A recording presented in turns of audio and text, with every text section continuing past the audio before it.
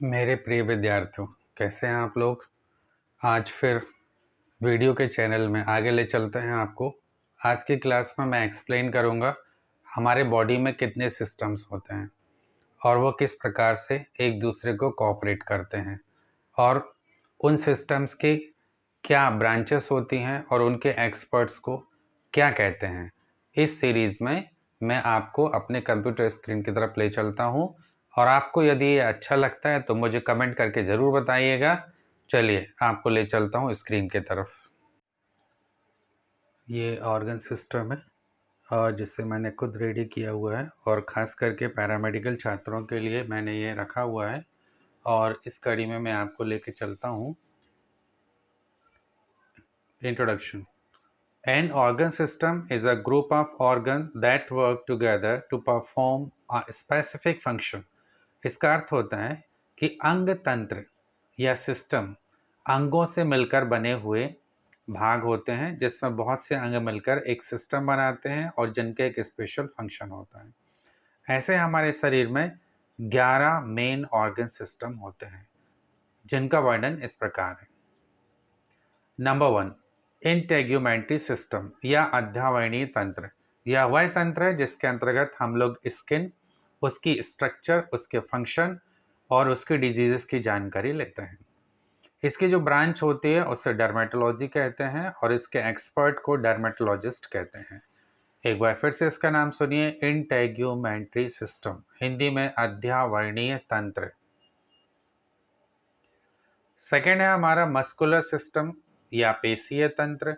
इसकी ब्रांच होती है मायोलॉजी और इसका एक्सपर्ट होता है मायोलॉजिस्ट।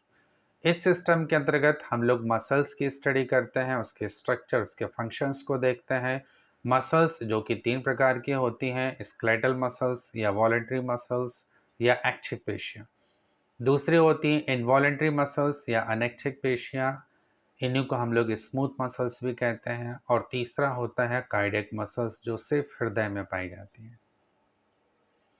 थर्ड है हमारा स्केलेटल सिस्टम या कंकाल तंत्र। इस सिस्टम के अंतर्गत हम लोग बोन्स और कार्टिलेज दोनों की स्टडी करते हैं और स्पेशल इसकी जो ब्रांच होती है वो ऑस्टियोलॉजी कहलाती है और एक्सपर्ट को हम ऑस्टियोलॉजिस्ट कहते हैं। डाइजेस्टिव सिस्टम या पाचन तंत्र, इसे एक नाम से और जाना जाता है जिसे गैस्ट्रो इंटेस्टाइनल सिस्टम कहते हैं और इसकी जो ब्रांच होती है उसको गैस्ट्रो एंटेरोलॉजी कहेंगे और एक्सपर्ट को गैस्ट्रो एंटेरोलॉजिस्ट कहते हैं। इस सिस्टम के अंतर्गत हम एलिमेंट्री कैनाल जो कि माउथ से लेकर एनस तक पाई जाती है की स्टडी करते हैं और डाइजेस्टिव ग्लैंड्स की स्टडी करते हैं जिसमें कि salivary glands, liver, gastric glands, pancreas, intestinal glands आती हैं।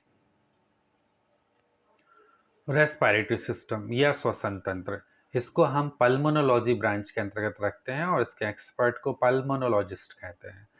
इसके सिस्टम के अंतर्गत हम nasal passage, larynx, trachea, lungs, alveoli और एक्सचेंज ऑफ गैसेस, इन चीज़ों का अध्ययन करते हैं।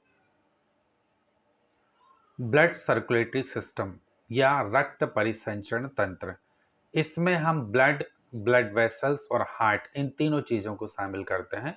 ब्लड के लिए ब्रांच बनती है हीमेटोलॉजी और उसका एक्सपर्ट होता है हीमेटोलॉजिस्ट, जबकि ब्लड वेसल्स के लिए एंजियोलॉजी, एंजियोलॉजिस्ट, और हार्ट की स्टडी के लिए हम ब्रांच रखते हैं कार्डियोलॉजी और उसका एक्सपर्ट कार्डियोलॉजिस्ट होता है।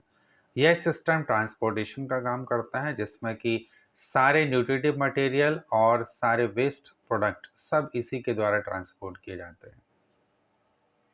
नर्वस सिस्टम, तंत्रिका तंत्र, यह हमारे शरीर का बहुत ही बेहद इंपॉर्टेंट सिस्टम है।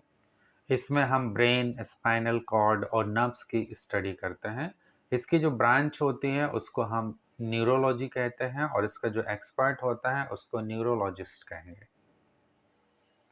आठवां है यूरिनरी सिस्टम या एक्सक्रीटरी सिस्टम, जिसे हम हिंदी में मूत्रीय तंत्र या उत्सर्जी तंत्र कहते हैं। इस तंत्र के अंतर्गत हम वन पेयर किडनी, जो हमारे मेन एक्सक्रीटरी ऑर्गन्स होते हैं, one pair ureter, urinary bladder और यूरेथ्रा, इसको शामिल किया जाता है। इसलिए इसकी ब्रांच जो बनती है उसका नाम यूरोलॉजी होता है और इसका जो एक्सपर्ट होता है उसको यूरोलॉजिस्ट कहते हैं। रिप्रोडक्टिव सिस्टम, प्रजनन संस्थान या तंत्र, वह सिस्टम जिसमें प्रत्येक जीव अपने समान नए जीव की उत्पत्ति करता है। क्यों? क्योंकि प्रत्येक जीव का आयु निश्चित होता है, वह अपनी आयु खत्म करने के पहले अपने समान नए जीव उत्पन्न करके जाता है ताकि उसकी स्पीसीज बची रहे। तो इस क्रिया में जो अंग भाग लेते हैं, उन अंगों को हम रिप्रोडक्टिव ऑर्गन्स कहते हैं और उन्हीं अंगों से मिलकर जो सिस्टम बना है, उसे रिप्रोडक्टिव सिस्टम कहते हैं। इसमें फीमेल और मेल दोनों को सेपरेट किया जाता है। फीमेल रिप्रोडक्टिव सिस्टम के अंतर्गत 1 पेयर ओवरीज मेन ऑर्गन्स आती हैं, जबकि मेल में 1 pair testis male reproductive organs होते हैं। इनके अलावा सपोर्टिंग ऑर्गन्स होते हैं। जब मैं अलग से रिप्रोडक्टिव सिस्टम लूंगा तो उसमें डिटेल करूंगा इस चीज़ को, अभी नहीं। 10th नंबर का हमारा जो सिस्टम है उसका नाम है एंडोक्राइन सिस्टम यानी अंतःस्रावी तंत्र। वह तंत्र जिसमें हम एंडोक्राइन ग्लैंड्स की स्टडी करते हैं और उनके द्वारा निकाले गए हार्मोन्स की कमी अधिकता से अलग अलग डिसऑर्डर्स होते हैं यानी रोग उत्पन्न होते हैं, जिनका डिटेल में एंडोक्राइन सिस्टम का अलग से वीडियो बनाकर आपको एक्सप्लेन करूंगा। इसकी ब्रांच का नाम एंडोक्राइनोलॉजी और एक्सपर्ट एंडोक्राइनोलॉजिस्ट। 11th हमारा मुख्य आखिरी तंत्र है जिसका नाम इम्यून सिस्टम है यानी प्रतिरक्षा तंत्र। प्रतिरक्षा तंत्र जो हमारे समस्त सिस्टम की रक्षा करता है, इम्यूनिटी को मेंटेन करता है। इम्यूनोलॉजी इसकी ब्रांच का नाम है और जो एक्सपर्ट होता है उसको इम्यूनोलॉजिस्ट कहते हैं। इनके अलावा हमारे शरीर में कुछ एक्स्ट्रा सिस्टम भी होते हैं जो कि किसी न किसी सिस्टम के साथ अटैच होते हैं, जैसे कि लिम्फेटिक सिस्टम या लसिका तंत्र जो कि इम्यून सिस्टम का ही एक हिस्सा है, जिसके अंतर्गत हम lymphocytes, lymph glands, lymph nodes, lymphatics आदि की स्टडी करते हैं। देन इसी क्रिया में बाइलरी सिस्टम जिसमें bile juice, bile duct, gall bladder आते हैं, ये हम डाइजेस्टिव सिस्टम के साथ ही पढ़ते हैं इसको भी।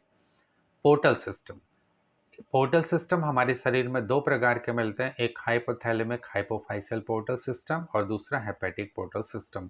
हेपेटिक पोर्टल सिस्टम मतलब वह सिस्टम जिसके अंतर्गत ब्लड डायरेक्ट हार्ट में न जाके लिवर में जाता है न्यूट्रिएंट्स को लेकर के, इसलिए इसका नाम है हेपेटिक पोर्टल सिस्टम। इस प्रकार हमारे शरीर में 11 मुख्य तंत्र होते हैं। उन मुख्य तंत्रों के अलावा हमारे शरीर में जो एक्स्ट्रा सिस्टम होते हैं वो लिम्फेटिक सिस्टम है, बाइलरी सिस्टम है और पोर्टल सिस्टम है। तो ये आज का टॉपिक था जो मैंने फिनिश किया। ये आपको कैसा लगा मुझे कमेंट द्वारा ज़रूर बताइएगा। थैंक यू फॉर वॉचिंग, और यदि आपको पसंद आता है तो प्लीज़ सब्सक्राइब कीजिएगा, शेयर कीजिएगा, लाइक कीजिएगा।